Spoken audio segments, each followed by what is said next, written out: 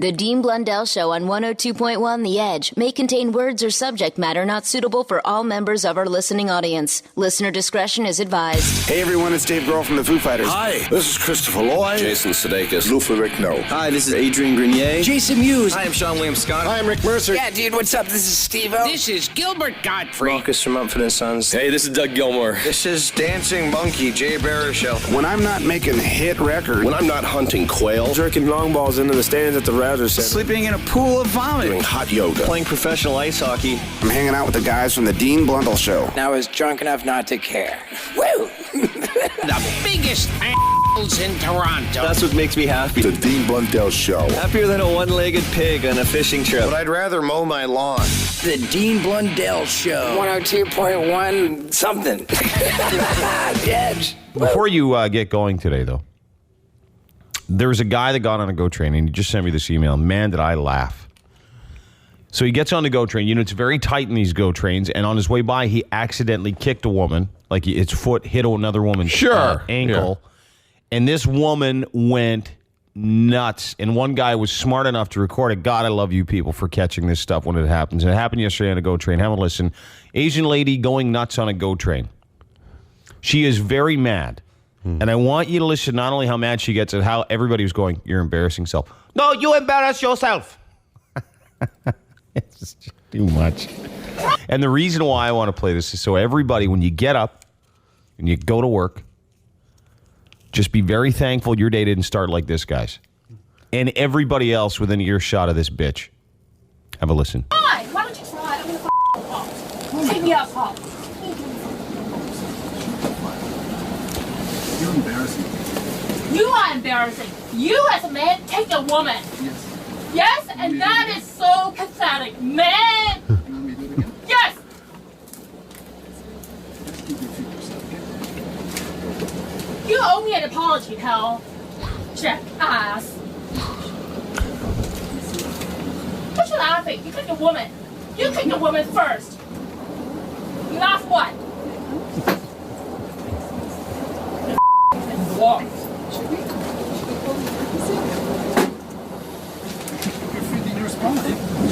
What spot? Look, this is a busy train. Yes, it is, and you kicked me! Son of a bitch, you kicked me! You kicked me! Wow. You kicked me! Oh, and you call yourself a man? Asshole! No shame! Why should I shut up? We're halfway, banshee bitch. You know what? I don't like calling women that name. This woman is just a I don't care where she's from. She is a bitch. Listen to it.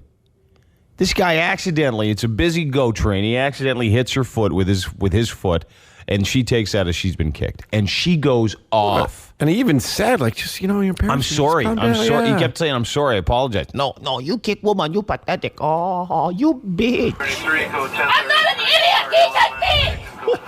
I was hurt! God damn it! You! Yes, I am! And I want to embarrass him too! It's only your personal opinion! You kicked me! I've often found people that don't have a perfect grasp of the English language should really stay away from this type of behavior in public because it just makes them look bad. Yeah, or at least speak your native tongue, because then, like, no one really knows what you're saying. They don't know if you're actually really serious or kind of making jokes. Or if you're ordering takeout. Yeah. No one knows. Anything. Yeah. First!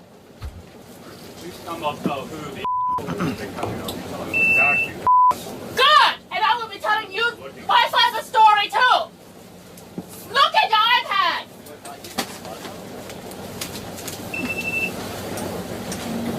Asshole's such a violent guy! Kick people! Not even merely educated! This is nuts. I give you half the spot!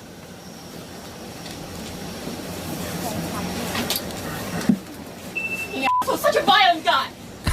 Physically kicking people! Oh. Physically kicking people!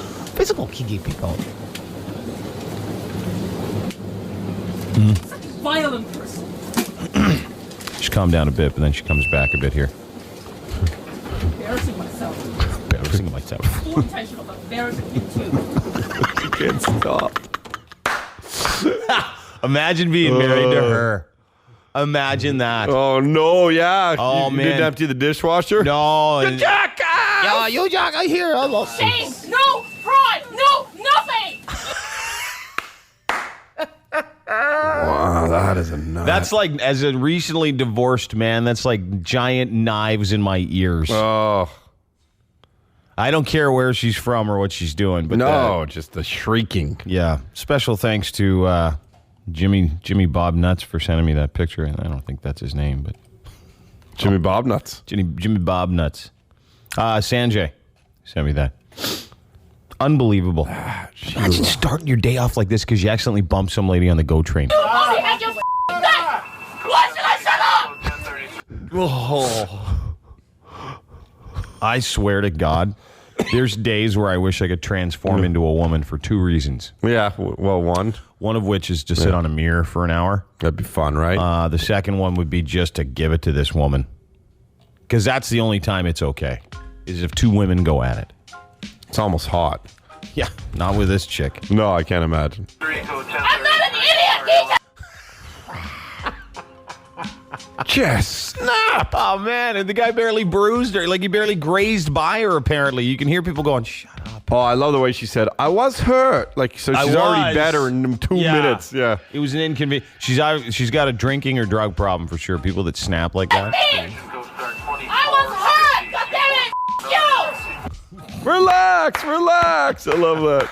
Trying to plead with an irrational woman is impossible. Irrational anybody. Yeah, absolutely. But especially her. God, I just want to throw her down. I forget it. You can hear staff calling security, too, over the PA.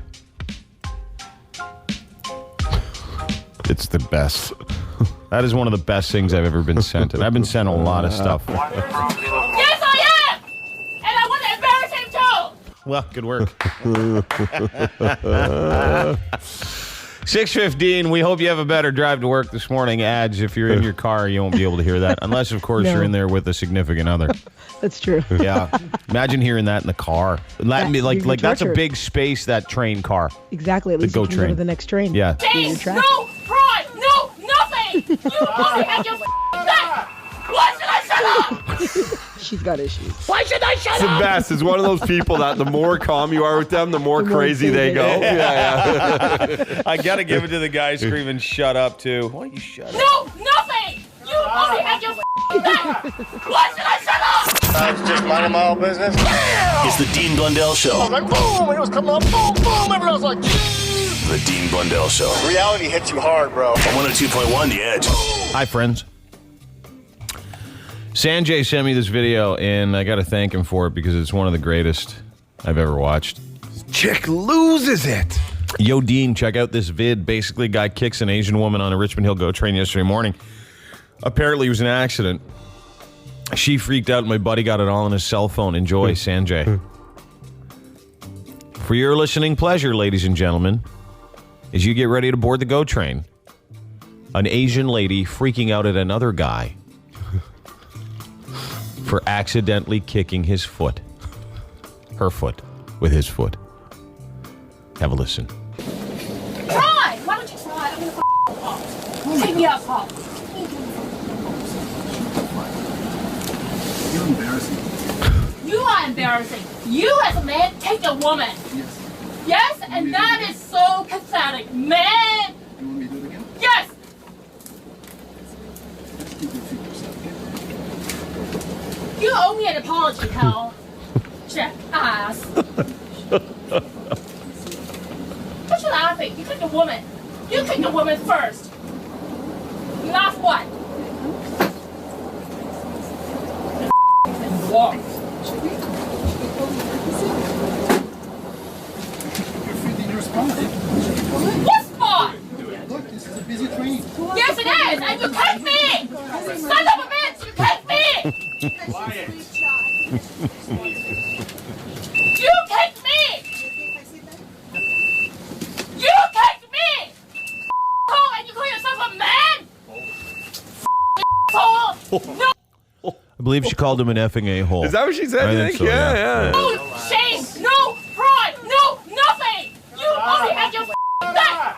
Why should I shut up? I'm not an idiot! He said me! I was hurt! God damn it! You! Yes, I am! And I want to embarrass him too! It's only your personal opinion! Say respond. You catch me! First!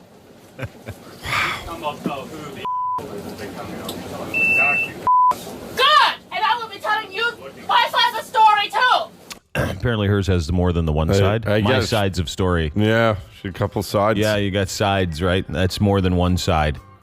Code 1033, though, I guess that's a bad thing on a train. Code Yeah. 1033, we got a crazy Asian woman freaking out.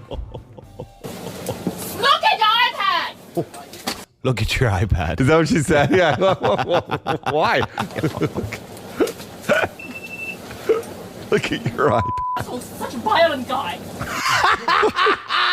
At the end of it kills me. People!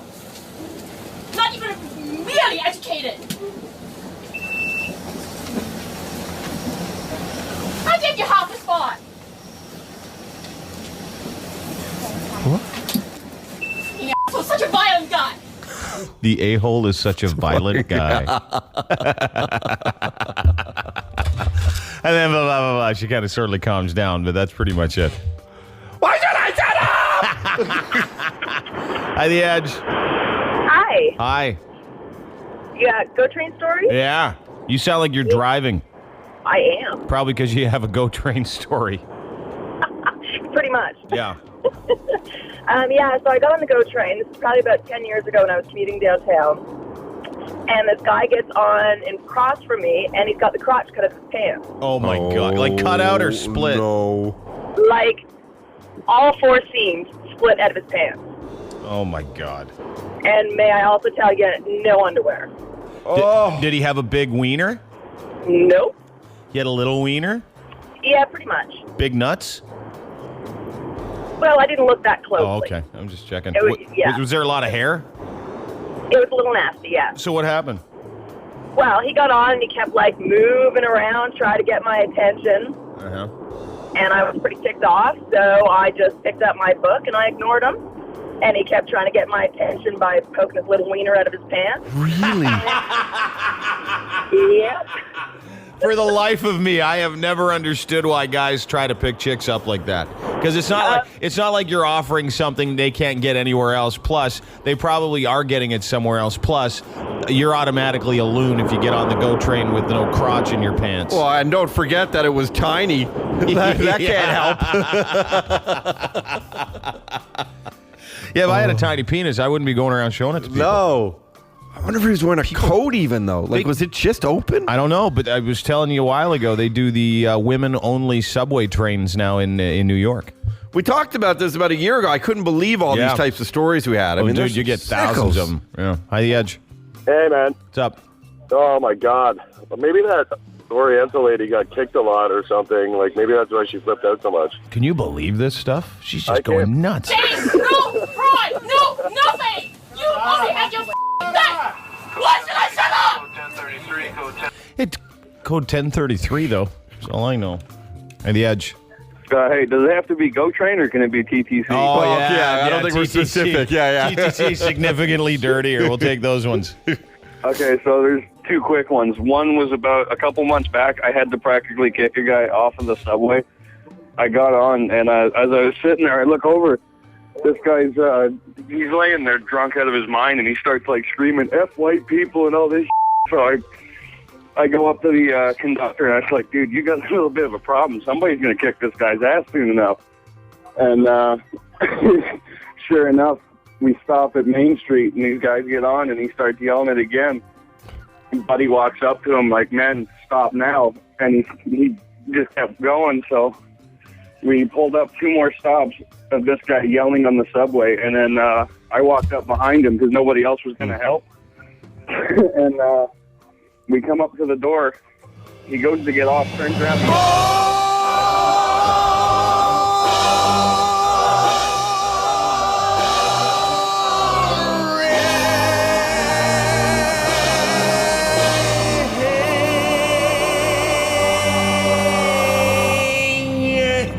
So boring. Should have stuck to GO Train stories, Immediately maybe. sorry. Yeah. Sorry. Hi, The Edge. Hey, maybe that's why Chi-Man Chang was so afraid to come in and disrespect his wife. Why is that? Oh, because that was his wife. Maybe. I don't know. It's a long way to go for that dude. Hi, The Edge. Hey, Diener, how you doing, bud? Hey, man, what's up? Not much. Yeah, so I was on the GO station a few weeks ago. I was coming back from Burlington going to Oakville, and I was sitting beside this lady, and she was watching her iPhone or iPad or something like that, watching a movie, and she was laughing hysterically. And all of a sudden, she just stopped laughing, stood up, and just kind of walked away, just kind of quiet. And I looked down where she was sitting. There was a big puddle of urine. Oh, no. I wonder what movie she was watching. I don't know, man, but all I know is that I was kind of weirded out there, so I just got off the next stop, eh? So. Good for her, though, doing it so discreetly, huh? The piss and run. Yeah. Oh, see you later. I just pissed. Hi, The Edge. Hi, The Edge. I only got 2 words for that. What's that? So crazy. Yeah, The Edge. Hello. Hello. Let's see into that. Hi, The Edge. Hello. Hey, Dean. Hey, man. Hey, how you doing, buddy? Good. What's up? Good. I have a story for the TTC. Yep. My girlfriend was actually on the TTC last week and on the subway, and there was a guy going around with girls with skirts on, and he had a little toe cam on his shoe. And he was trying to get the upskirt shot. And he kept going to girls, going back and forth, and all the girls are kind of closing their legs. And 2 guys actually ended up chasing him off the subway. Nice. And she's not sure exactly what happened with that after that, though. Oh, okay. Well, that's the important part of the story, but I appreciate it. It's amazing how many perverts hide out underground, too, and on public transit. Shoe cam. You always hear of the shoe cam. I got a story of a dude. Texas A&M athletic director got arrested for it. Yesterday. Like a legit cell phone in his shoe, and he's taking pictures of upskirt. Married with 2 kids. Isn't there enough internet pornography that you got to go and get it yourself? It is not hard to find on the internet. I don't get that. Tube8, UJizz, it's all there. Hi, The Edge. How you doing? Good. Yeah, so going back a few years, go buses are awesome because I was on the way home and got sick all over the lady next to me. Why is that awesome? How is that awesome? I didn't get caught drinking on the way home. So you drinking now? No. A little bit? Maybe. Yeah, that's what I figured. 7:06. Like so many people wasted in the morning. World. Hi, The Edge. Jesus Christ. Yeah, maybe. I know, yeah, a little bit. Hi, The Edge. Hi, The Edge. Hey, you got a story for Dean with the GO train? Yep. Yeah, we used to take the train in from Oshawa. I sit in the same spot every day, and relentlessly and countless every day, this woman would get on the train. She's having an affair on her husband, and she would get on the train and hop on the cell phone and call the guy and have the conversation in front of everyone. She'd be like, I can't believe he doesn't trust me, and he's checking my phone and doing all this stuff, and what are we going to do? And, I just can't believe he doesn't trust me. It's so unfair. And I mean, you got 60 people sitting around you listening to you, and she would do it day after day for months. Are you serious? She'd talk about her affair out loud, and people always usually get on the same GO train car too, right? Oh, yeah. And just so you can, follow it. Well, you don't want to be one of those train people who knows everyone around you, but in a habit, you end up sitting there. But day after day, and I mean, it went on forever. Oh, you know what? Well, maybe we'll meet this weekend. I kind of started paying attention, thinking maybe I should just pop in and you know what, crash the party at the hotel she's going to stay at, because she's making plans in front of everyone. That'd be awesome. Just show up and say, and go there before and turn the lights out and get into bed. Well, and the worst part is, she's screwing around with Steve. I know her husband's name was Dave. I mean, there we go. What part of town? Hi, The Edge. Hey, how's it going? Good. First off, I just want to say you guys are amazing. I listen to you every morning on my way in from work. And the story is not really actually mine. It is a DTC thing I found on YouTube. And it's basically this old guy and the young guy start mouthing off to each other, and there's a few racial slurs passed off to each other. They actually start getting into a fist fight. The old guy 1-2s them and knocks him out cold on the bus, and ends up getting kicked off the bus. Yeah, man. Because was the old guy in the right or the wrong?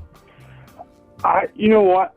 They had video interviews with both guys, and the the kid was like, oh, he was racial slurs and all that. We've seen he's that. Black. Oh, yeah. We've seen that video. That was in L.A. Yeah. By the Edge. Hey, how you doing? Good. All right, this story is not about anyone else, but it's about me when I was very young on GO Train in Amsterdam. Yeah. And Boy, the GO Train goes a long way. Yeah.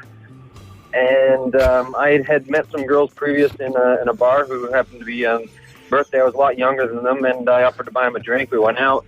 One thing led to another. One thing led to a cafe, and the guy wouldn't stop the train because I was a little dizzy.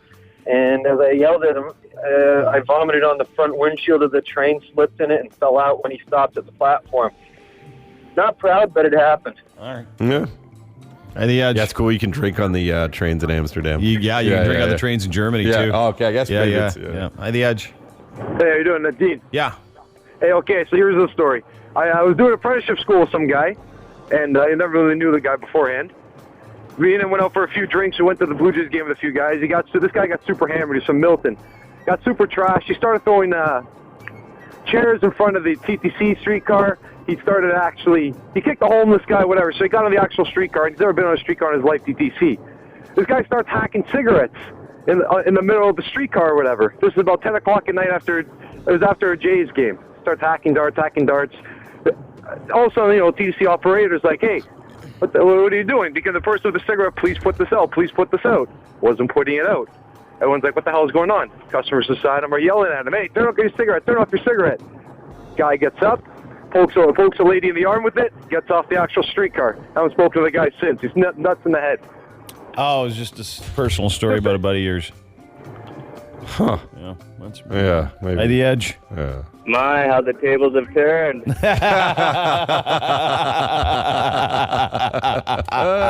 By the Edge.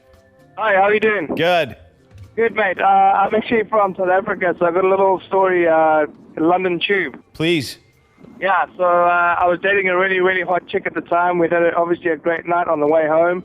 I was wearing the perfect jacket, and she put her hand through the old jacket and rubbed one off. So I know it's a bit sick, but it was a good night. You only get away with that story because he told it with an accent. Yeah. And he said rubbed one off. I know. I know it's a little sick, but it's a good night. No, it's not sick. Good for you.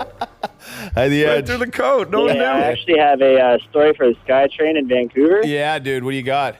A couple years ago, I was out in Van for Game 1 of the Stanley Cup Finals. Mm-hmm.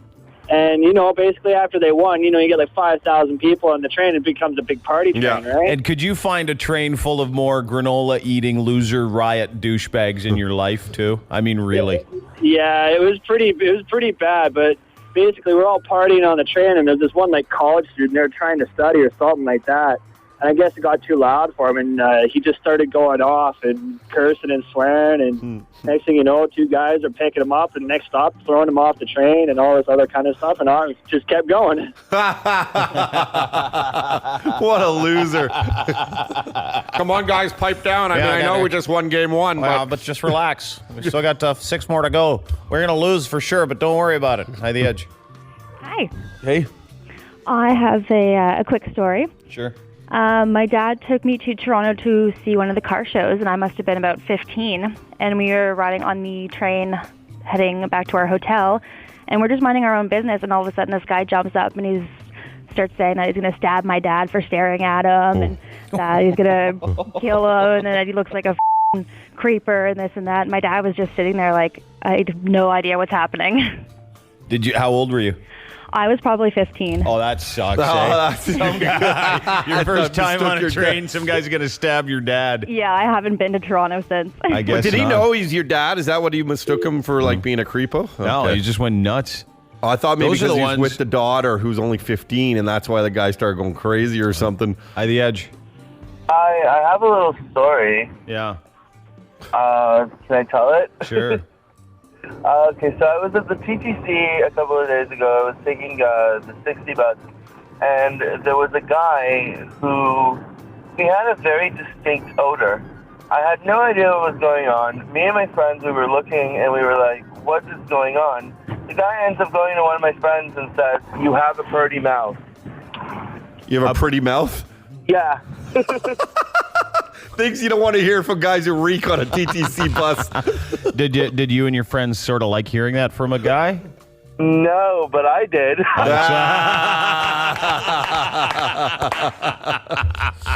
That's what I figured. Would have never known. So did you guys get it on or what?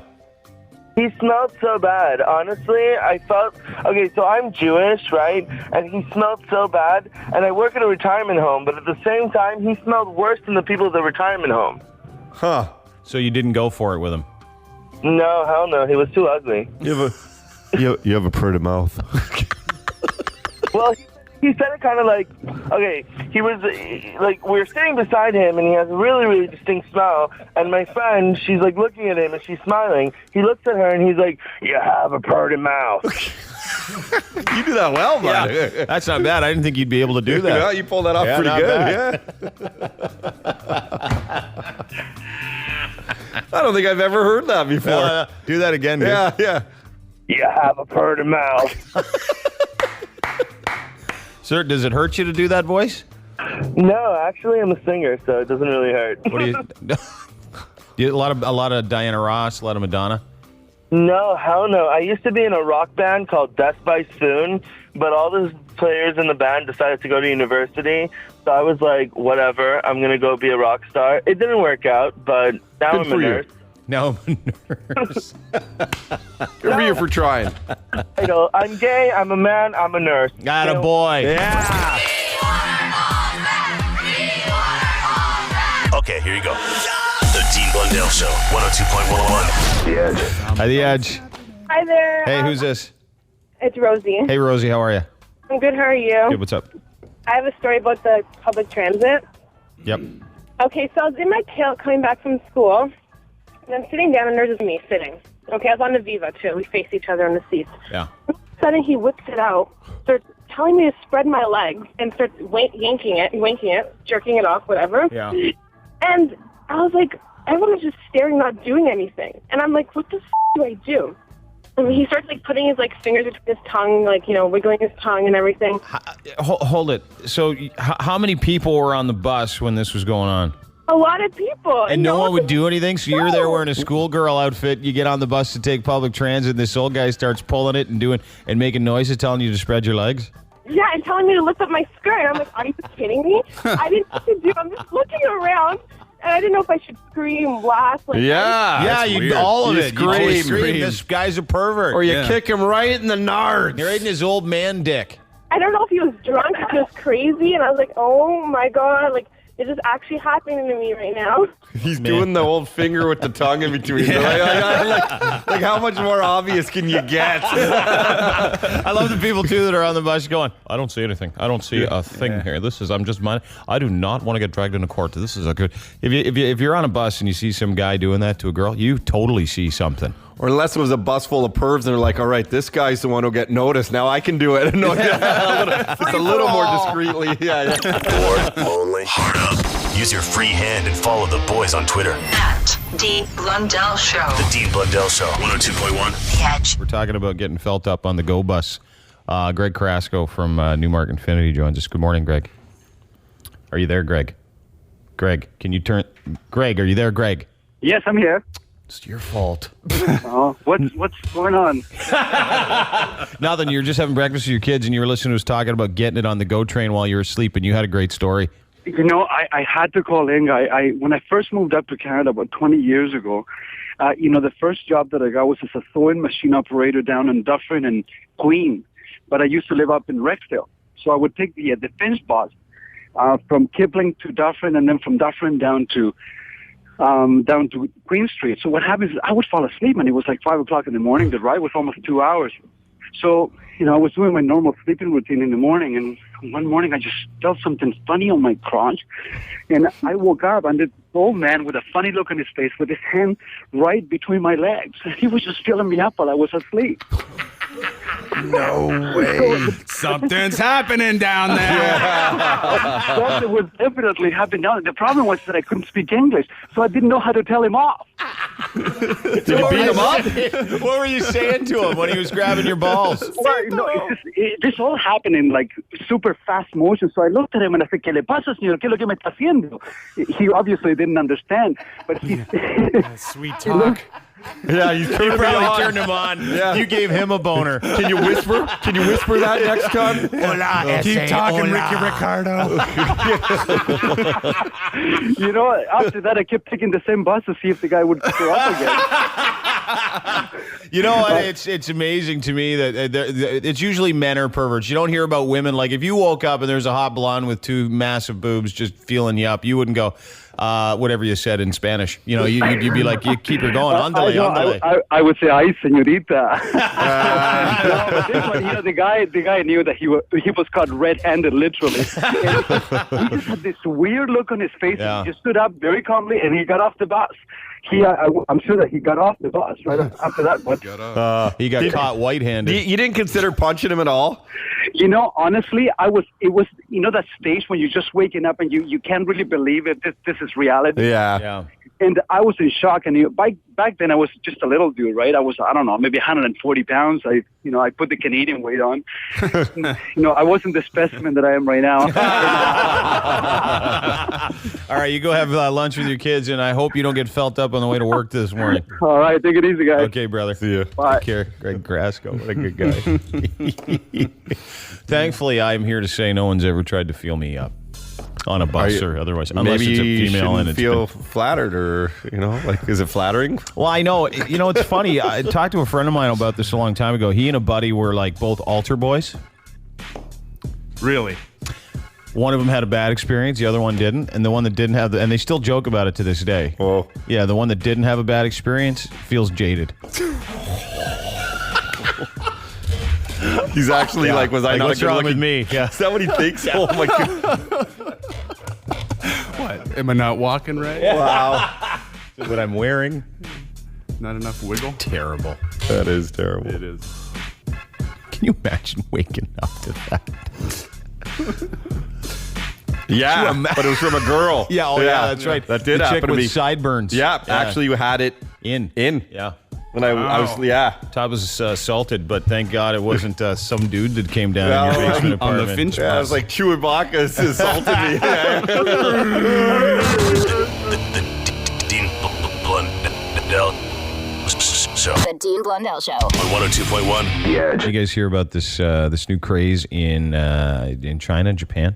I did. I threw it up on my blog. Oh, you did already? Yeah. Well, that's good. It's called Bagel Heads. I got an email from some guy yesterday. He goes, check out Bagel Heads. Google Bagel Heads. So I Googled Bagel Heads after you guys started looking at it, and it was interesting. Could be, in the day and age where people are modifying their body, like if earrings are one thing, you do body modification. Some people put those subcutaneous bumps on their spine and their wrists and their arms and their forehead so they can look like the devil. They put ball bearings on their skin. Some people file their teeth down. This is just stupid. Apparently, you shoot saline into your forehead so it's a ball. Then you poke yourself in the middle of the ball, and it looks like a bagel. And you walk around, it looks like you got a bagel underneath your skin. Therefore, bagel heads. I'm not even kidding. Oh, you haven't seen a picture of it yet? Do you have that video clip, or do you have the video of that we were watching? Give me one earlier? sec. Yeah. Yeah, they have parties where they and I don't know what they do. They must be running out of fun stuff to do in Asia. They must have all played all the video games. Maybe that Fukushima thing. Been all to the whorehouses. They've done everything that you can do. Now they're injecting their foreheads with saline and poking a hole in the middle so it looks like a bagel. Right on the forehead. Pop zit. It's right on the forehead. It's right here. Literally right here. And it almost looks like, they make it look like it's some sort of character, like a cartoon character or something, like some sort of sci-fi character. Doesn't look like, at this point, you don't look like a human being. It's crazy. Yeah, I have the video now. This sort of describes it. Okay, it's a little long, but here. Putting a needle in a guy's needle forehead. Going into my head. Yeah, needle going into the head. Right in the forehead. Ooh. Doesn't look bad. No. It doesn't look good either.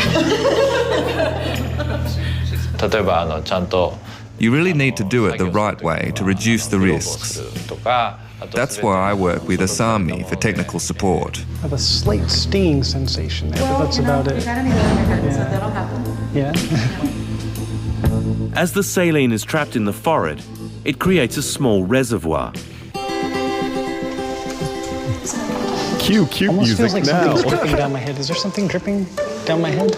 No, I think it's just the cold. It's just on the inside. It's kind of Wow. deceptive, Yeah, I can really feel it in there. Something makes me think that guy knows what it feels like to have things dripping down his head and his face. Not the first time he's asked that. Something dripping down my face. Something. Trickling down. So, has it turned you off? Do you still want to do it? どうですか? ドキドキ。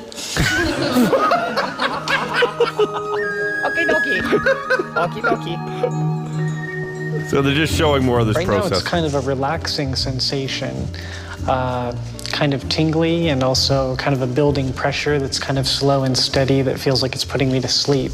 At that point, his forehead is just enlarging, like someone knocked him hard right in the head when he's getting this big goose egg. Yeah. Yeah, it looks like you get hit in the head with a piece of rock or something. 300 to 400 cc's of saline. Rock. And 2 hours later, they're full on. 皆さん、ベーグルヘッドのファイナルをやりますよ。 Right, everyone, we're going to do the final stage of Bagel Head. そろそろ浅見さんに We're going to get Asami to make the bagel shape. 作ってもらおうと思います。浅見さんお Okay, 願いしま Asami. す。 I think he said, yeah. Poked him in the head. 生理食塩水を Once it's fully swollen, you take your thumb and press down to make the indentation in the middle. Wait, you need Asami for that? Dude, he's a professional thumb pusher. Yeah. You need him. You got to have him. That's the part that becomes the climax, the finish of the Bagel Head process. Thumb is digging into my brain.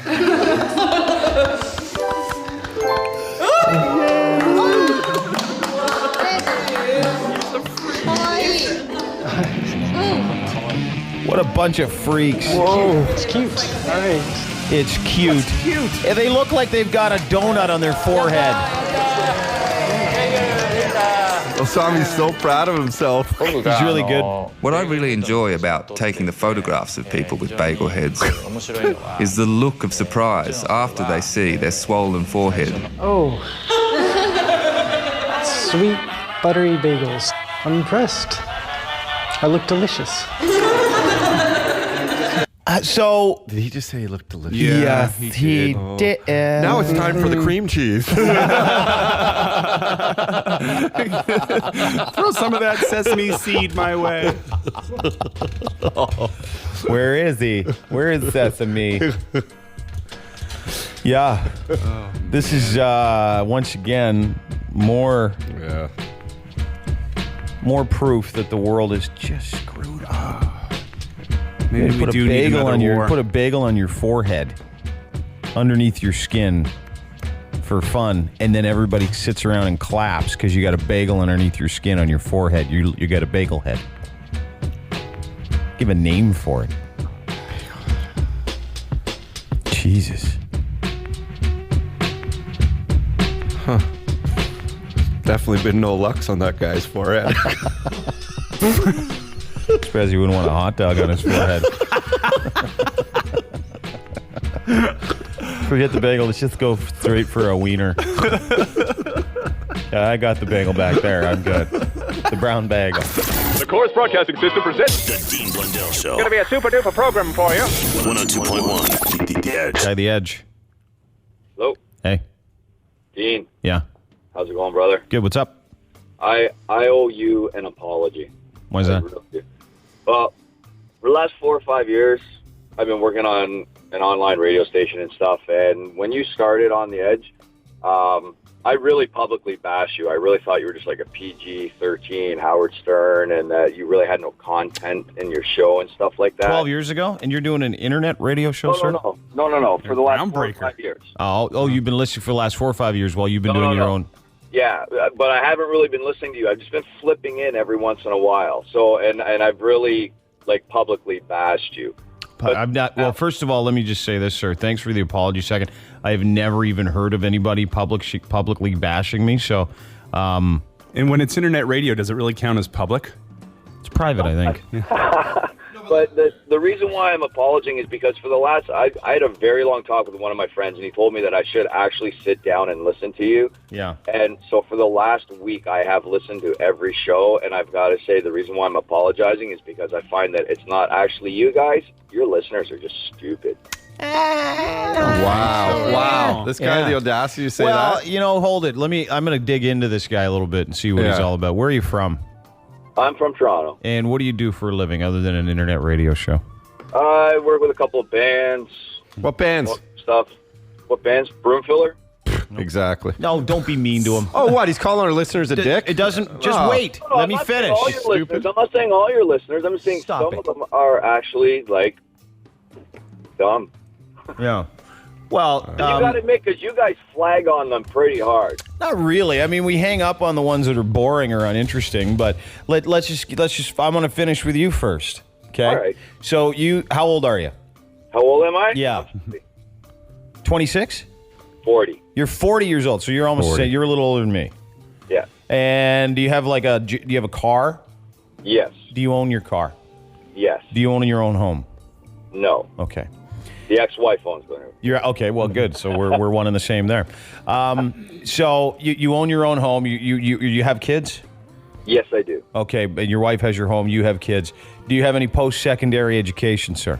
Yes, I do. Okay. I'm a licensed electrician. I specialize in PLCs and motor control. Okay, so you're an electrician who does his own internet radio show on the side, and you thought for the longest time our show was, what did you call it, pointless, or there was no, what did you say? No, I didn't think there was any Nothing to add, no substance. Yeah. What kind of substance What kind of substance are you looking for? Just anything. I like breaking news, Breaking news. Well, just something new, some content, something that's of importance. I always thought that your shows were always just about bashing people and insulting people and stuff like that. No. I think, you know what happens is cynical people often think that, but you know, the lot of the stuff that we've done in the past, and I don't need to convince anybody, and I'm not trying to convince you of anything. But yeah, you know, and my girlfriend had this conversation with some douchebag the other day. Oh, what's he like? Is he this? Is he that? And you know, the truth of the matter is that, do I like talking about rusty trombones? You betcha, because I think they're funny. No, absolutely. Do I like talking about farts? You bet, because that's something everybody does. Do I like talking about poop? Absolutely, because once again, it's our common denominator. We all have an anus. Every single person, and if you didn't, then a doctor had to give you one later, like after you were born. Yeah, no, and you know what it is? I think it's because I can honestly say, like, I would never listen to a whole show. I just tune into little bits here and there and go, oh, really? But what did you mean? What did you mean when you said our listeners were stupid? Because I think our listeners are hardworking, salt of the earth people who like to come in, call in, and tell some great sort of candid stories. I mean, sometimes we get self-deprecating as sort of we can be, and yeah, I mean, sometimes we get crap. But like, if it wasn't for listeners, we wouldn't have this crazy Asian lady going nuts on the GO train. Yeah, have a listen to this. This. You touched me! And you call yourself a man? No shame, no pride, no nothing! You only have your back! Why should I shut up? I'm not an idiot! and the other thing, dude, is you said your friend told you to listen and give it an opportunity and listen longer. So is he also stupid? No, not at all. But he's a listener. Well, I think he's saying this morning it was a little dry. Some of the calls were not great. He's saying he likes the show, but because our listeners are probably the smartest out of every. If you were to take a poll out of radio station listeners, like if you took 10 of our listeners, 10 of Dick Dog's listeners, 10 of Roger and Marilyn's listeners, 10 of, I can guarantee you that if they all had to take some kind of equivalency test, ours would pass before anybody else's. At least for being the most interesting. Yeah, I mean, it's all how you gauge how smart someone is. Because, I mean, sir, you're an electrician, and some people might say, oh, electrician's not a real job. Like, no, it is. It is. And, absolutely. you know, and I'm saying with our listeners, a lot of them do those trades and stuff, and I would call that very smart. I couldn't go build a home tomorrow. I think what you misheard is he already apologized. No, he was apologizing to you, and then he was taking it out on our listeners, and that's why I'm getting a little defensive. I don't know if he was taking it out on our listeners. I'm not taking it out on the listeners. I think it just happens to be that the odd one that when I would tune in just always seemed to be like that drunk dude who calls in at 7 o'clock in the morning. All right, man. Thanks a lot. Remind me never to ask you to back me up in a bar fight. Who? That guy. Oh, no, he was calling you from stupid to saying the listeners were. He went, give me a second, Captain.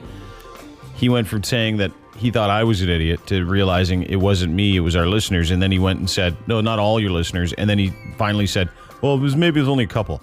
And you only have to talk to guys like that instead of piss them off or instead of call them names. You keep talking to them long enough, they'll get right down to, yeah, I'm right. You're essentially right. That guy's a dickhead. Well, I didn't call him any names. I just simply was sticking up for our great listeners. Yeah, but you don't need to because he'll bury himself, as he just did. He ended up turning that into a maybe nobody bugged me. It was funny. He's like, "Well, my friend's smart." This is the Dean Blundell Show. Dean. She took a hard fall off there. Blundell. I can't breathe. Oh dear. Gosh, I hope she's okay. 102.1. Ow, ow, ow, ow, ow, ow. The Edge. Asian woman freaking out on the Go Bus this morning. I'm honestly tired of playing it, but Sanjay sent it to me. His buddy videotaped it. Some Asian lady accidentally got kicked. Some guy walked by. Very tight on the Go trains. It's very tight. So this guy walks by. Oh, sorry. And he accidentally kicks her. And then this is what happens. She really gets mad. What's for? Look, this is a busy train. Yes, it is, and you kicked me! Son of a bitch, you kicked me! You kicked me! You can hear it didn't take long for someone to hit the panic button. Beep, beep. Crazy Asian lady, aisle 4, seat 6. You kicked me! Oh, and you call yourself a man? Asshole! No shame, no pride, no nothing! You only have your back! Why should I shut up? Now, here's the thing is, I don't know if I can actually post a video. Can I post the video on my blog? Yeah, it's just like, well, put it on Just YouTube videos, and then right? put it. If it's on YouTube, then you can post it. Well, I'm saying, I don't know if I can post it. If it's on YouTube, you can post it. Yeah, you know what I mean? Because I guess everything so. just gets on YouTube. You know Yeah? what you can post? What? The little song I made about it. Oh, yeah. Is that okay? Yeah.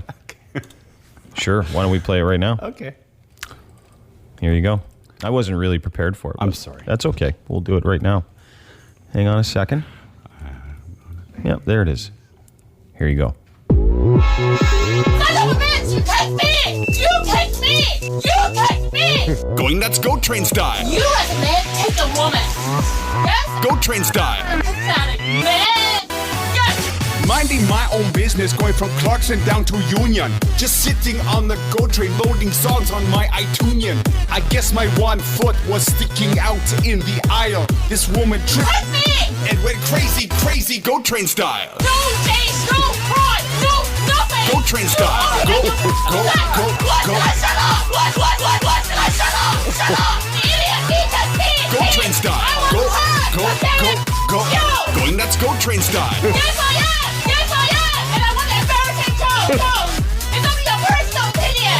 You kicked me! Kicked me! First! Look at your iPad! Going nuts Go Train style. The Dean Blundell Show. This is your Edge. Hold it. Files with Dean Blundell on the Edge. 37-year-old William Kramer was arrested for beating up his 7-year-old because he ate Santa's cookies, or at least that's what he told his kid. He ate Santa's cookies. See, he went downstairs and ate the last row of some cookies, this little fella, poor little guy. Dad came down all drunked up and smacked him around a little bit. The mom called police. Thank God the mom called police. Yeah. So the police got there and they're like, hey, what'd you do? He goes, I slapped my kid. I punished him. I said, why? Well, he ate Santa's cookies. And they said, what do you mean? It's October. It's like, well, I told him they were for Santa, but he ate them anyway, so I beat him up. Police said you can't do that. And that's when he took a swing at one of the cops. Well, that was the last thing he did. Yeah, now he's in intensive care. See, it's one thing to take a swing at a cop, but it's another thing for the cop to know you took a swing at a kid, because once you take a swing at a kid, then the cop treats you like you are just a bag of hammers. Yeah. Now he'll be in jail eating brownies. On the naughty list. This is Santa's big brown log. Yeah. I'm going to wrap this under your tree. Good for him. And poor Santa would have had stale cookies, eh? Yeah. It's a long time to wait. Yeah. Those are out for Santa. And if you're 37 still believing that Santa's on its way and you get the cookies out in October, you're a massive loser. Omar Stevenson charged with attempted murder after police said he knocked a woman upside the head with a bowling ball because she refused to let him buy her a drink.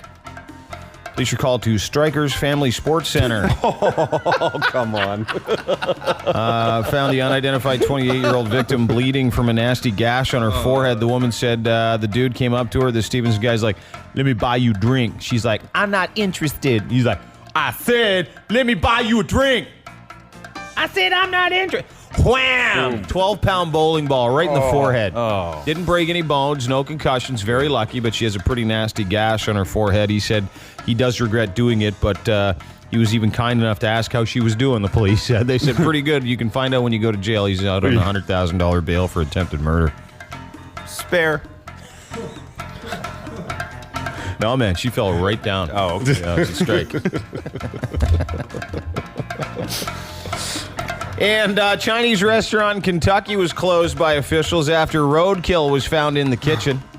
Yeah, if you plan on hitting Williamsburg, Kentucky, avoid the Red Flower Chinese restaurant. They spotted a deer stuffed inside a trash can that was dragged into the establishment's kitchen. Quote, it was really disturbing. The blood trail they were mopping up behind the garbage. There was like a tail and a foot sticking out of the garbage, and they wheeled it straight back into the kitchen. That's when they brought it out about an hour and a half later, and it had been basically picked clean.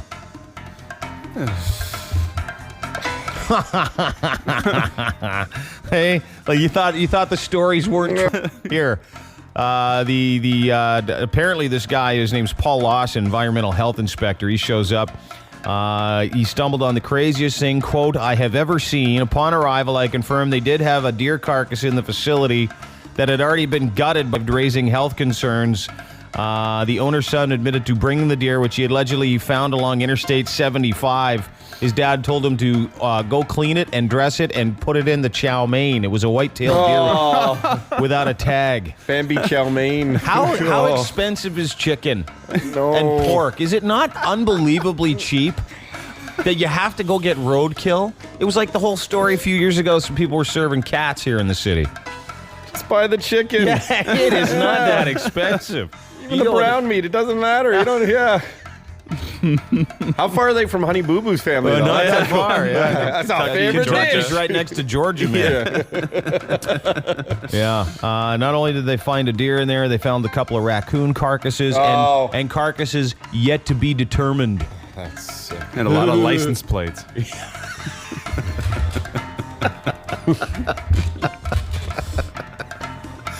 Lawson said the restaurant will not be allowed to reopen until they stop using roadkill. The guy says, hey, there's nothing wrong with it. I gotta love that guy. He was like, there's nothing wrong with that meat. That's pretty fresh. It was only there for a couple days. Oh. Crows hadn't gotten to it yet. Yeah, we're good. No maggots, no problem. No maggots, no worries. Those are your Edgefiles. Whatever the hell day it is in October, the year 2012. The Edgefiles on 102.1 The Edge. The Dean Blundell Show. It's going to scar me for life, and it's going to haunt me forever. Even at an old age.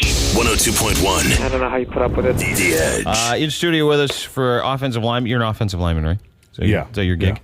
Joe Eppele from the Toronto Argonauts. Yeah. Thank you. Thank you. He's trying to be loose. Well, last time you were here, someone called in and said that they didn't enjoy your interview, and then you called and said, give me another shot, give me another chance. Yeah, I heard that on the way out. I thought you were great. Mm-hmm. Well, mostly because you're 5 times my size, but I thought you were really, honestly, I mean that. You thought you were real good? You're far too kind. Far too kind. Probably. You guys are great. Nice to see you, though. Now, we just found out that you and Todd shared something. Yeah, we shared a few things. Yeah. A drink. We've done shots together. And a woman. Like Todd dated a girl for a while. Then you dated the same girl for a few minutes. Not at the same time. No. That's gross. Well, who knows? She had time to clean up. Yeah. So we're basically one and the same. Yeah. Essentially, Except you're way stronger and better looking. Hey, bud, you went second. Yeah, I know. She was disappointed too. All she did was talk about you. Oh yeah, I'm It hurt sure. me. Yeah. Put on this hat. It didn't work out. She couldn't get over him. No, she couldn't. She just sat there, and I got to hang out with her while she wrote love letters to Todd. It got weird. So. She needed a guy with a body very similar to mine. Is what she said. Yeah, And I didn't live up to your standards, so she booted me. Well, you needed to contract some type of disease just to get that thin. What makes you think you didn't after? Yeah. We don't know yet. We should give you a test right now. Bring it on. All right. Listen, congratulations. You guys whooped ass last weekend. You're second in the East. I actually read in the standings yesterday. You're 7-6. Is that correct? Yep. Which is a huge turnaround because you guys have sucked the hind one for the past couple of years. So We had a few rough years, and things are looking a lot brighter for us this year, so it's going well. You know this isn't a regular sports interview, eh? You can just kind of chill out. Yeah, it's kind of nice. Yeah, but you lost Ricky. Who's Ricky? Ricky Ray, the chip. The guy you thought was black. Yeah, I always thought he was black for some reason. I'm not. Really? I don't watch a lot. Like I hear Derek gives us updates. So yeah. And I'm the source. So who's the quarterback now? Todd came in the other day. He goes, "You guys aware the quarterback for the Argonauts is white?" And I said, "Well, yeah, now we have Ray. a black quarterback. Okay. Jarius is black. He's black. So well, yeah, I know." Well, I don't know about So Todd. there you Todd go. I didn't know. So you win last week. Yeah. You're 7-6. Who Montreal's ahead of you guys? Yes. They're still. And then Ricky Ray's hurt. And does he play this next week or not? He's week to week right now, but we'll see. Jarius obviously went in last week. He was awesome. So, yeah, he was real good, wasn't he? Mm-hmm. Who do you hang out with on the team? A lot of the O linemen, we kind of have our own little clique. And some of the D linemen as well. Just all the big fatties hang out together. Go to all you can eats and things like that. Do you on average? Yeah. Who eats the most? Like you sat down. The guy that you eat a lot, but who eats the most? Hands down, Chris Van Zyl. What would he eat? Right Yeah. tackle. Yeah. He once went in. We went into Montana's. He crushed a full rack of ribs and then I think 7 refills, which is a half a rack each time. So he had like 4.5 racks of ribs. And he wasn't even. I mean, he was crushing cornbread and everything in between. So Was he made it look easy. What's he weigh? Probably I'd say 350. No, actually, right now this year he's about 300, 305. Oh, and he's down. He's dropped. Yeah, so he's dropped down, but he can put it on. Do you know we went for dinner? Remember last year we went for dinner, and I watched Brett Laurie, and I'm not kidding, eat an entire loaf of cheese bread. Like it was the most I've ever seen anybody eat, and then he had dinner. So it doesn't matter if you're that big sometimes, because you could probably put it away. Like what do you eat for on average a day? Like let's start in the morning and then go, because you're what 6? You're over 6'1" for sure. Yeah, just a little. 6'10", 6'9", 6'8". And how much you weigh? 300. Yeah, around 300. Like a wrestler. No fat. Yeah. You carry it well. You carry it well, and you're not fat. I'm blushing, guys. I'm blushing. So, but no, you're in great shape. But what do you eat in the morning? Normally to start off with a protein shake, a bunch of hemp seeds and things like that in it, and then a bunch of what? Hemp seeds. Hemp seeds. Hemp seeds.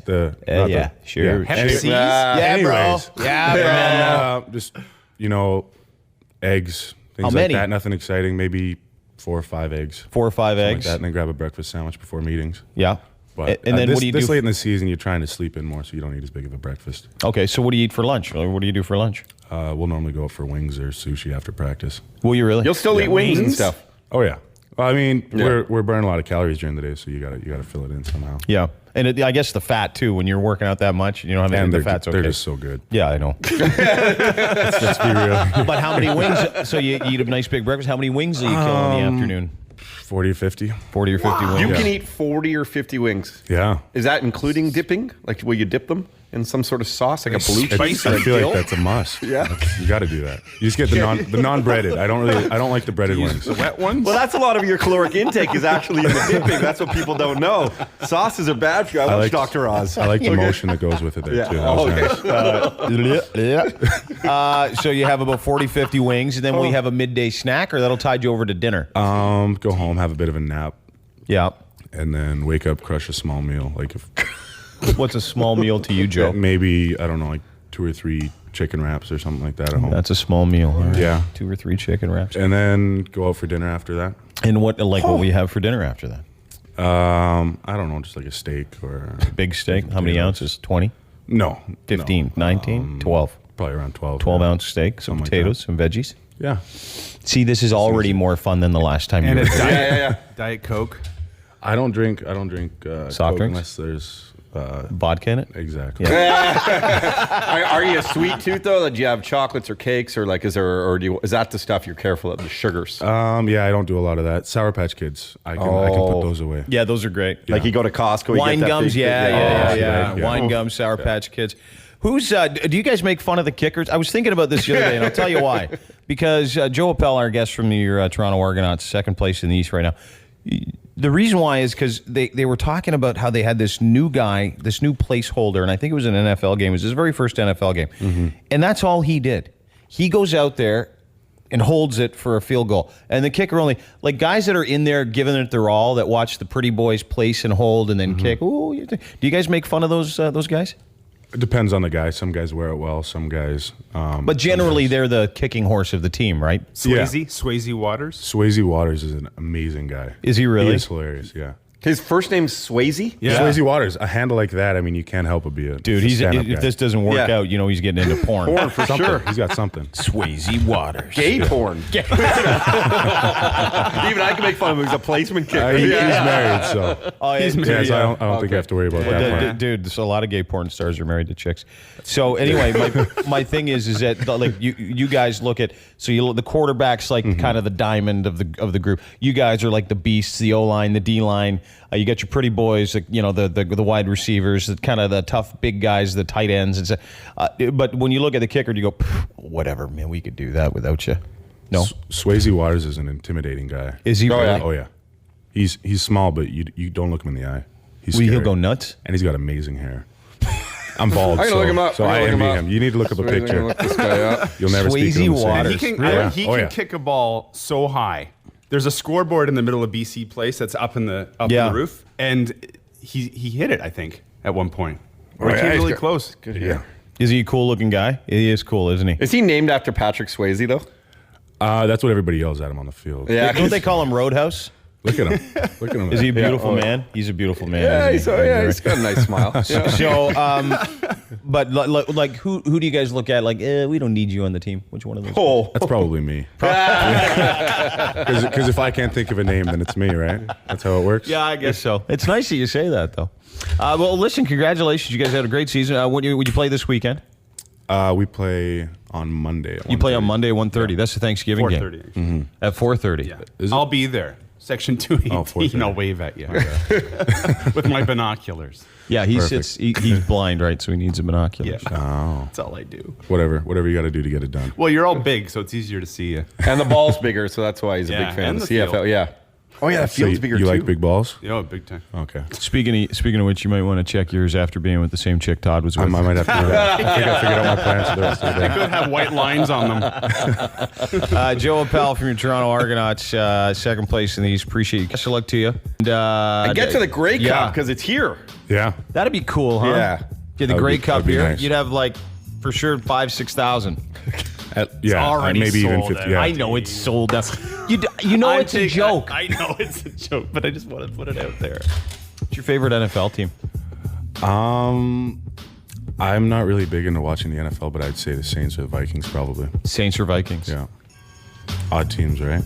I just got buddies that play for them. So. Oh, do you? Oh, nice. I have to say them. Oh, okay. Yeah. Well, listen, thanks for coming in. Thanks for having me. Thanks for the shot at redemption. You're welcome. He was much better today. It's great. I'm awake this time. I had a coffee. Go get some waffles or something. Some flapjacks. Go get some food. Is it too early for wings? No. The Dean Blundell Show. The Dean Blundell Show on the Edge. Today, we'll be opening up the phone lines to find out a little bit more about you. What's wrong with you? Why are you so different from normal people? What happened in your life to make you so odd? Please join us, won't you? Hey, The Edge. Hey. Hey, who's this? It's alcoholic Selena. Alcoholic Selima. Selima, just you drank like a 40 or a 60 of vodka a day, lost your kids, total alcoholic. Did you get in touch with the people that I told to get in touch with you? Do you know what? No one called me. Nobody did. No. But that's okay because, I have cut down. What's cut down mean? About like 3/4 of a 40. 3/4 of a 40 a day. Have you started drinking already today? Yeah. What do you drink it with in the morning?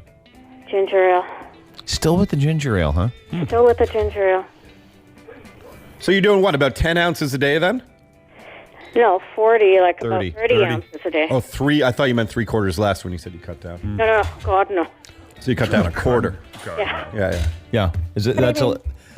It's still something. That's a lot of alcohol still. Yeah. Like that, if you're drinking a 3/4 of a 40 of vodka a day, like first thing in the morning, you're still drinking a ton. No, but it's not first thing in the morning. It's throughout the day. Did you start drinking this morning? Yeah. That's first thing in the morning. Okay, first thing in the morning, but then it goes throughout the day. So it's one little step you've done for yourself. Yeah. It's a little step that I've done for myself. Yeah. And I went to go see the doctor, and we're cutting it by 10% every week. 10% every week. So by next week, you should be down to what? Half of 40 a day? 37. Or you actually went and saw the doctor? Yeah. Good for you. yesterday. All right. You'll be Yesterday. fine just in time for Christmas to get all plastered. All right. Hang on, Selima. That's a good one. Hi, The Edge. Hi. Hey, what's up? I slept with a big girl a couple times a while back, and now she won't leave me alone. Oh, no. You slept with a big girl. Now she's hot on your trail. That can happen. Yeah, so I'm about 250 pounds, and she's bigger than me. Not good at all. Yeah. She's been bugging my friends on Facebook. She's been bugging me on Facebook, asking what I've been up to, and, we're going to get back together, all the rest of it. And, Did you just sleep with her, or did you go out in public with her? well, I went to a couple parties, and then we hooked up after the parties. But did you know that it wasn't one of those things where you go, oh yeah, no, all right, I'll hit you. But did you sweet talk her a little bit? Well, we decided that we were going to be friends with benefits. Dude, that never happens with a big girl. You can't be friends with benefits because the benefit to the big girl is that someone's paying attention to her and she won't leave you alone. Yeah, I kind of got the hint when... It's like feeding a squirrel. Or it's like they just keep coming around your best friend all of a sudden. Well, it's like a dude who picks up a girl who's like a 12 out of 10. You can't just be friends with that girl after one time. Not a chance. No. Yeah. Well, you know how they say don't feed the bears? Yeah. Don't feed the big girls. Yeah, she started getting clingy when we were going around. That was clue number one. But then I found out from her sister when her sister was drunk that she has a boyfriend. Oh, you must have been good. Yeah, so now I feel even worse because now I'm the other man. No, you're not. Just say, you know what? If the guy ever says that, you've been sleeping with my big girlfriend, just go, look at her. Are you kidding me? I saved you. I saved you a great deed, buddy. Hi, The Edge. Hey. Hey, who's this? This is Jen. What's up, Jen? Not much. I'm on my way to work. What's wrong with you? I forgot. Wow. Yeah, I forgot. Wow. I called in so many times and I can't get through, and I forgot my story. It's crazy. All right. Thank you. Hi, The Edge. How's it going? Good. What's up? Not a whole lot. I lost my wiener.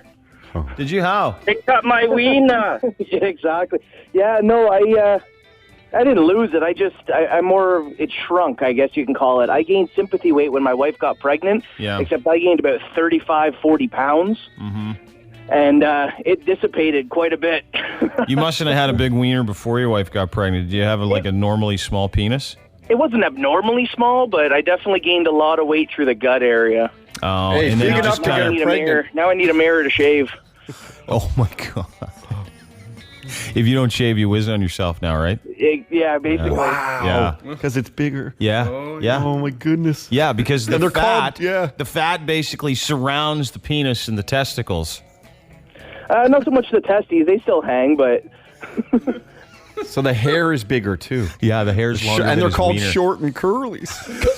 Yeah, they're called longer than his penis and curly. Is that really sympathy weight, or is that an excuse to get fat now? Because you're like, I think that what happens is guys get a chick pregnant and then they start eating the food, and then after they start eating their food, they eat some of their food. And then that's probably how it happened, right? Your wife just kept working. Well, no, my wife had sickness through her entire pregnancy. So she'd eat half a meal, and then she'd be like, I can't eat anymore, and she'd shovel it over to me. And I'd be like, not a problem. I'll finish that. And, now it's a problem because you can't see now your it's penis. a huge problem. Yeah. All right, hang on a second. Tough one, eh? Hi, The Edge. Hey, calling in for what happened? Yeah, what's your name? It's Jay. What's wrong with you, Jay? Well, it's kind of what's wrong with my buddy and us at the same time. We got that buddy that's a douchebag that always hangs around us, and he can always pick up the hottest chicks all the time, and it always pisses all of us off. Well, he ended up nailing this one chick, and he fell head over heels for her, so he stopped. Well, he broke up with her, and I decided it was my opportunity to get him back, so I hooked up with her, and I took my iPhone and took a little side profile of her giving me a bit of a Hummer, and we took it to a Kodak place, and one of our buddies sort of deal worked there, and he superimposed it into the bottom of a Tupperware bowl for us. So we brought it out to the football game on Sunday night, and he's also the pig, the douchebag that always eats all the Doritos. So we gave him the bowl, and of course he woofed it right down to the bottom of the bowl and seen a big picture of his old lady just going to town right on my shaft. You're a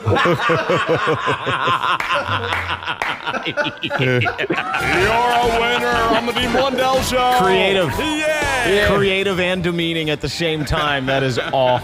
It's still that douchebag sloppy, so it's kind of even. Yeah. The Dean Blundell Show. On 102.1 The Edge. Joining us in the studio from your Toronto Blue Jays, friend of ours, good friend of ours, friend of yours, Mr. Ricky Romero, ladies and gentlemen.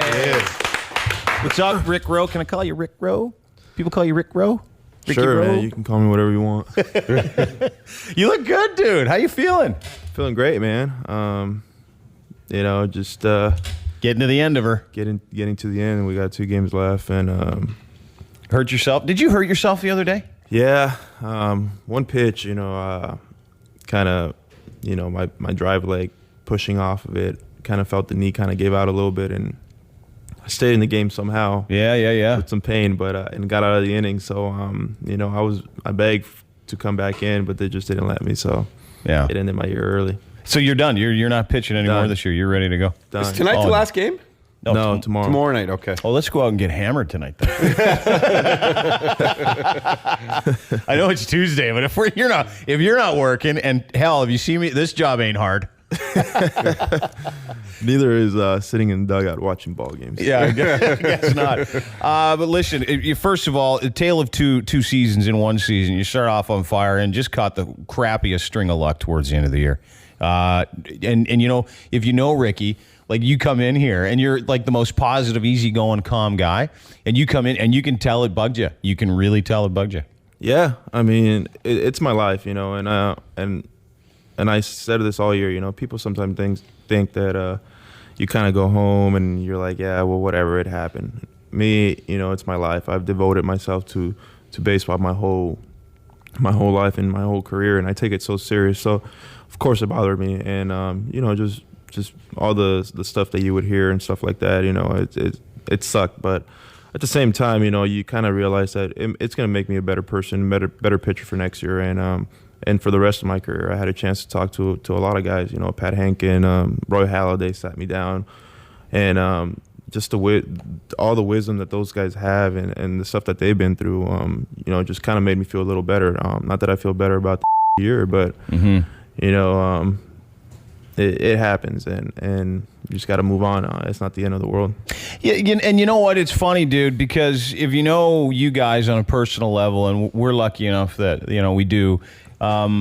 and we do a job where we're under scrutiny. People can say whatever they like about us. Oh, you guys make too much money. You guys, and people say, oh, we bought tickets, so we're allowed to say stuff. But really, I mean, at the end of the day, you and JP and other guys have never been more accessible through social media, and it starts to piss people. Like, it starts to get to you. It starts to piss because you know more than anybody what you're going through at that time.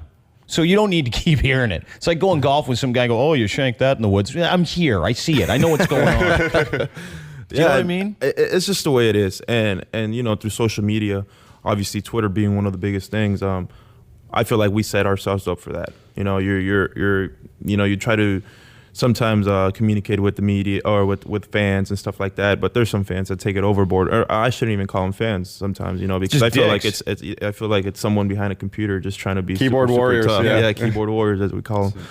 But I mean, nowadays, I've gotten stuff like, I'll write whatever, and someone will just write, how about you just worry about winning games? And it's like, really, like, come on. Yeah, you'll write something. It was really nice to visit with the kids from Sick Children's Hospital this morning at the hospital for kids that have cancer. And some guy goes, what do you focus on throwing a fastball? Exactly, and you always have those kind of people, and like I said, we set ourselves up for that, and you got to know coming in that it's not always going to be positive, but you try to read and for me, I get posts every day, so I try to just read. It's a double-edged sword. Well, yeah, it's a shame in a way, because here you are opening yourself up as a person.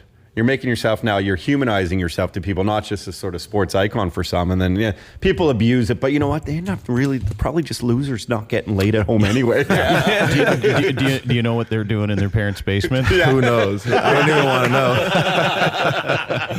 know. That's what always makes me laugh, dude. And so you guys put yourself out there, and you do. I had a guy, it was a year or two ago, and he's chirping me at a hockey game. And I'm sitting there watching a hockey game with a guy I haven't seen in I don't know how long, and he won't stop.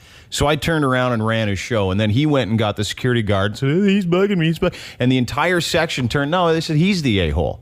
You know what I mean? And I think, and then when you get like as mad as I was, and as mad as you probably get, because you do get mad. I mean, sometimes when you read stuff, you go, how can someone be such an insensitive dick? Well, even when you get, for example, I've gotten, it's come down to where you die after. Wow. Are you serious? Yeah, or I hope you get run over. When are you going to get run over by a bus? Enough is enough. And you're just kind of sitting there like, whoa. Are you like after a game? After a game, absolutely. I've gotten that a few times, and you just kind of look at it. You're just like, whatever. I've been to every Blue Jay home game since opening day, 1973. Snowy day against Chicago. I got a text message not too long ago from a good friend, Kevin Millar, and he said, if it was that easy, there's 750 Major League Baseball players in the whole world, and you're one of them. So if it was that easy, how many people would be playing? When you're watching on TV, you're an all-star. You think you can do it all. You're sitting back on your couch. I've been guilty of it too when I'm watching football, when I'm watching other sports. How did he not catch that? Mm-hmm. You're not in those shoes, or how did he not hit that out? Mm-hmm. Well, like I said, as a fan, sometimes you can do it all. Yeah, it's and when he told me that number, 750 people or guys in the whole world are in the big leagues. That's what video games are for. Yeah. It's those guys that are in their parents' basement tossing off, playing like, I'm going to be a Blue Jay today. I'm going to be a Blue Jay. And then they get on there and they say stuff like they hope you get run over by a bus. And whatever happened to just... Hey, man, best of luck to you. Hopefully you get them next time. And, you go through a string like that, too, because you went through a long period of time where things sucked. And you'd go out... I remember we chatted a couple times just on BBM, and you chuck just a great game and get on the other end of a 2-1 loss, and yet a few games like that. And, everybody blows up. Everybody has a bad day. This morning, Todd has had a terrible day broadcasting. Just a terrible, terrible day. I was throwing my glove against the wall and everything. Yeah. Did you get any death threats on Twitter? Actually, I did. No, just Dean sent it. I'm going to effing kill you. I am going to kill you if you don't get funny right now. But people don't understand that the reason why you guys are out there is because you love the sport. Exactly. Does it? And the Colby Rasmus story from last year, where he was ready to pack it in. Do you? Or were you at any point going, "Why am I doing this?" No, because you're straight ahead. Because I'm blessed. As a little kid, I always wondered what it would be like to be a big leaguer, and I told myself when I got to the big leagues, I will never lose that edge, that focus, and that never getting complacent, and I've always been like that ever since I can remember. I was playing baseball, and I always wanted to be the best, not that I was going to be the best, but I always strive for that and push myself. So not at one point did I feel like, whoa, like why me? I mean, there's tons of stuff that can be going on in life, worse than what I went through. And you recognize it's a privilege, and you'll always work your balls off. Exactly. And like you said, going to children's hospitals throughout the year and visiting them and talking to kids, that takes you a long way, and it kind of puts everything in perspective. And so I mean, not that I was enjoying myself, obviously going through that streak, it was a little tough, but at the same time, it gave me more motivation to wake up and go work out and do what I had to do to get ready for the next start. And that's the thing I think is that people don't understand is that, if you know Ricky a little bit, you put in the time, you go for the runs, you work out, you get focused, and you watch you on the mound when something bad happens, and it means the world to you because that's what you do. That's your life. That's who you are, right? That's really someone's identity until they're a little bit older. But, when you think about where you've come from, how far you've gotten, you're an all-star in this league. And this isn't ball licking at all. I'm not licking balls. I'm telling you the truth, and I've said this to you before.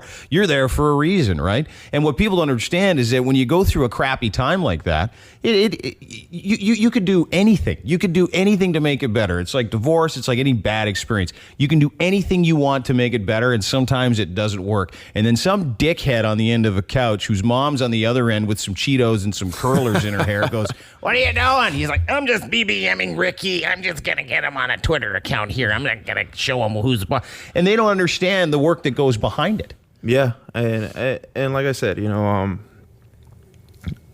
I think after I had an okay rookie year, got better my second year, and third year it was an unbelievable year for me. Probably the best of my career. So I think everyone kind of at first was like, well, when is he gonna is he gonna go through his sophomore slumps? Is he gonna struggle here? And I didn't, and obviously I get used to it too. You think you're like, yeah, all right, I'm gonna keep getting better, and then boom, this happens. It kind of opens your eyes a little even more and says, well, this is it. This is the year, that everyone was talking about, that you were gonna kind of struggle. And for me, it was like I said, it's painful because I'm a winner. I was born a winner, my whole life, and not winning in that sense where every time I went out there I got to win, but every time I went out there, I knew I left it out there. This year, I knew I left it out there every time, whether it was a freaking 1 inning or 7 innings. I left it out there. You know how serious Ricky took it this year, Dean, is I saw him out one night and he almost beat your ass. No, I wasn't going to tell you that story, but that was a funny one too. I was going to tell you that one night, and you had to prepare or whatever. Even though you were playing, you just didn't want to go out and have like a crazy night. He went home early. He left me alone in a club, and his sister was still there. That's how serious it was. Hey, I'm going to text her right now. No. Just to make sure. That's how much he takes that game seriously. Okay.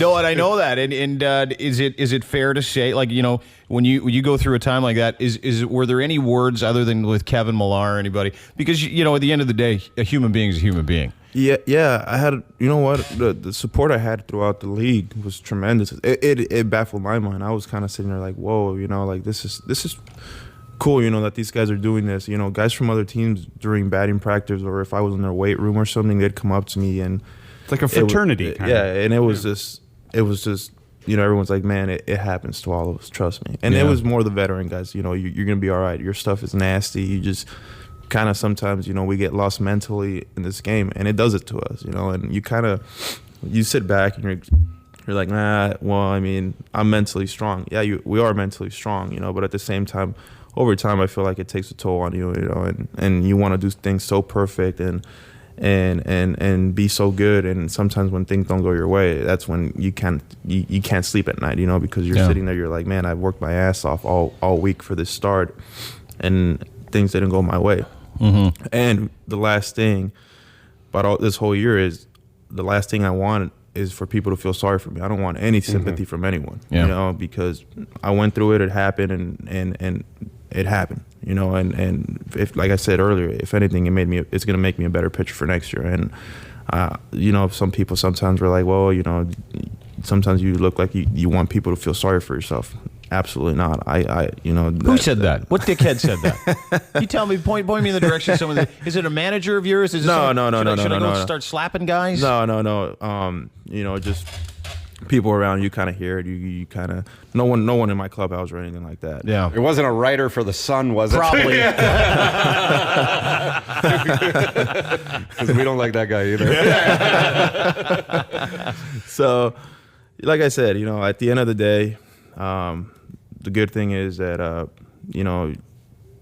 you have your family, and that's important, for me. And you know what, dude? You see that if you knew, going through the time that you went through, and your BBM thing just says blessed. Blessed, I'm blessed forever, blessed forever. How much you love your family, how much your family loves you, and the friends that support you, and at the end of the day, win 8 games or 9 games or 10 games in a major league season is still pretty excellent. I mean, you think about all the positive stuff too. Were you ever at the point though where you're walking back to the dugout and some dick wallet said something to you, and you were like, I'm gonna go up there right now. It actually happened.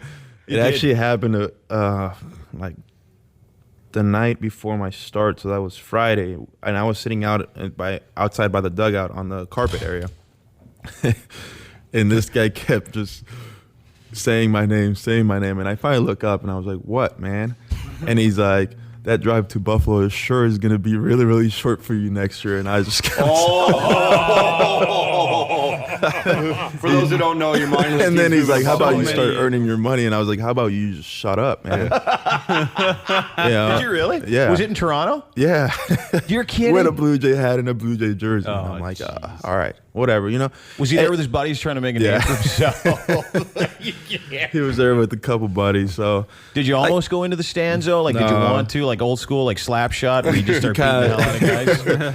Like I said, some of those guys are really, really, really, really tough. When they're away from you like that, and I'm good with criticism. I can care less what anyone has to say about me. Honestly. You know what was awesome though during some of that is it how you took it was great. It was after one game, and I felt like saying, "No, Ricky, you tell those guys to screw themselves." You said, "No, I didn't do well. It's my fault." Blah blah. Blah. And I honestly felt like BBM. You say, "Why don't you tell those guys? Why don't you try it?" You go out tomorrow. You go throw a curveball, Dick Wallet. You do it. For me, at the end of the day, no excuses. I was accountable for everything that happened, and I was bad this year. No other word to put it. It was a bad year for me, and like I said, at the end of the day, someone told me, can you sleep at night knowing that you gave it your best? Yeah. And yeah, I mean, even though there were some sleepless nights, I went out there, and as tough as it was, you just gotta continue to move forward. Well, and you know what, dude? Don't take away from all the other great stuff you've done from your rookie season, even into this season. A bad stretch is a bad stretch, like I said. But don't take away from all the awesome things you've done. To win your first 8 or 9 games of the season, I mean, let's. It's the major leagues of baseball. You didn't mow over like a little league World Series team from Canton, Ohio. Although that'd be funny to watch you pitching. I'm back. And throwing him back, like brushing one back, going at his head. I get that 12-year-old bitch out. I do it right now. Can I ask you something a little more lighter? Yesterday, you got the opportunity to meet Gretzky. I saw on your Twitter, and he threw out the opening pitch. How was that? Because I know now you become a big hockey fan. A lot of you guys are, JP and stuff. You met some Leafs. I know you're a big Drew Doughty and LA fan. So how was it meeting Gretzky? Awesome. Yeah. What a great guy. I had a chance to chat with him inside, and I was trying to convince him to go from the rubber, and he said no chance. So after he threw the pitch, he's like, "There's no effing way that I was going to throw from that rubber." It's I started laughing. People think, right? Yeah. I mean, it's far. Obviously, for us, it's not far because we see it every day. But when people actually get up there for the first time, or the first time in a long time, they're kind of like, "Whoa, this is not." I mean, think about you're up there and you got to be in such a small zone when you're actually throwing a strike in a game. It sometimes it can be a little different for people that have never been up there, but he was pretty cool. He was an awesome guy, and if you read the rest of my Twitter. It was very fun. Did you see his last, last tweet? No, what he said. I'm going to read. Okay, so at RickyRoad24, this is a great tweet. A little disappointed he didn't bring at Paulina Gretzky, though. Was hoping to meet her, too. Heard she's got a great arm. Did you ask him about his daughter? Or No, I didn't. You know what? And I wrote that tweet just, it was because guys in the clubhouse were like, you won't do it. And it was more of just to be funny, you know, but a lot of people kind of took it as it was a dirty tweet. And not by 100% did not mean that no, was you dirty meant at all. she's really a pretty girl, and it's too bad he didn't bring her. Exactly, Yeah. just like that, and nothing disrespectful, but a lot of people kind of were like, "You're a pig," you know. Oh, come on. On Twitter? Oh, you know what you just got to start doing is blocking people. Go to the Colby Armstrong School of Blocking. Just start blocking everybody. Block.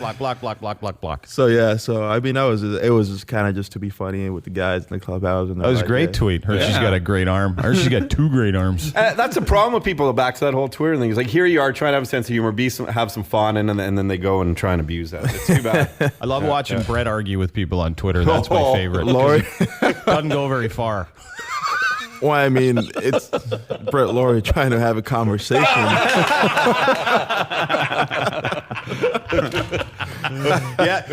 This about Brett. Yeah, buddy. Well, yeah. Yeah, you're a beauty. You're a beauty. But he doesn't like it. Nobody. No. And Brett's got to win every argument. There's no way that you can ever be. You sometimes should be like, "Shut up, Brett." You know, just do you still drop it? Just forget it. We even had this conversation. You know, so not the sharpest tool in the shed. But a beauty tool nonetheless. But I love him. Yeah, me too. I love him. Ricky Romero, our guest from Toronto Blue Jays tonight. Twins tomorrow night. Twins, and the season's done. Before we go, some of the coolest. What are some of the highlights? Like people that you've met. You got to meet Wayne Gretzky this year. Over the past several years, what are some highlights of people you met? You're like, man, I can't believe I met that guy. Charlie Sheen. He threw out the first pitch, and wow, was he guy's smoking while he was doing it? No, but that guy is—he's wild. He's out there. Is he? He's a little out there. He was a little like he just couldn't sit still, which was crazy. I was sitting there like under the tunnel having conversation with him, and he's kind of just like, well, what time is this? And what time am I throwing? What time am I doing this? And I'm like, dude, relax. The national anthem is going on right now. You're gonna have time, you know. But apparently, one of the biggest in terms of knowledge of baseball, I heard he knows every fact, every stat. Came up to me and he's like, man, I'm a big fan of yours, and I'm sitting there like, dude, you're the wild thing. You know, and he's like, I love watching you pitch. Keep up the good work. You know, I know it's been a little rough, and I'm like, whoa, all right. Carrie Underwood was another one that came out and threw out the first pitch this year, and I think this is the first year where we've had a lot of celebrities / sports athletes come out and throw out the first pitch, which is pretty cool. You know, I have the honor of catching the first pitch every home game other than when I'm not pitching. So, you know, it's something I signed up for at the beginning, like 3 years ago. You just, I'll do it. You know, I'm out here early anyways. You know, no one ever wanted to do it. No one every time it was like, well, it started as you're a rookie, you go do it. And then I was like, well, this is pretty cool. You know, you get to meet little kids sometimes and see their faces. Yeah. The president of Labatt Blue, you know, I mean, you know. Can't hurt knowing that guy. Yeah. So stuff like that. And for me, it was cool, you know. Yeah. And now guys are like, well, you should let other guys catch the first pitch. And I'm like, dude, this job was open 2 years ago, you know, no one wanted it, and now you guys see the pretty cool stuff, and the people that you get to meet, and now you guys want to do it. So whatever. Speaking of throwing out first pitches, I want to thank you. It was right at the start of the year. I was at a baseball game with my kids up in the 200 section, and Todd brought 2 of them down to see you. Do you remember that? Yeah. And then do you remember what you did? Do you remember wheeling a baseball up into the 200 section? I don't think I hit my spot. That was just the story of my year this year. I guess. That was hit a lady, I think. I don't think it even came near you. No, it did. It went off. This is a true story. It went off my fingers and went and hit a waitress. Was she good looking? Yeah.